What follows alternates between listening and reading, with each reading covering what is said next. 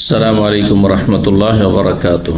প্রথম প্রশ্ন বলছেন, আসসালামু আলাইকুম শেখ। ওয়ালাইকুম সালামতুল্লাহ। বাংলাদেশে ঈদের সময় বাজারে ঘাটে দেখা যায় কিছু লোক নতুন টাকা বিক্রি করে। পুরানো বেশি টাকা দিয়ে কি নতুন টাকা কেনা জায়েজ হবে? দেখা গেল যে নতুন নোট 10 টাকার এক বান্ডিলে 1000 টাকা থাকে, সেটা কিনতে 1150 টাকা দিতে হয়। এটা কি জায়েজ হবে? না, এটি জায়েজ নয়। এটি শুধু টাকার বদলে টাকা, একই দেশের টাকা কারেন্সি কম বেশিতে কেনা জায়েজ নয়। জি, খুচরো টাকা নেওয়ার জন্য অথবা কয়েন নেওয়ার জন্য আপনার কম বেশি দেওয়া এটি জায়েজ নয়, বা পুরান টাকা দিয়ে নতুন টাকা নেওয়ার জন্য সমস্ত হারাম, সুদ।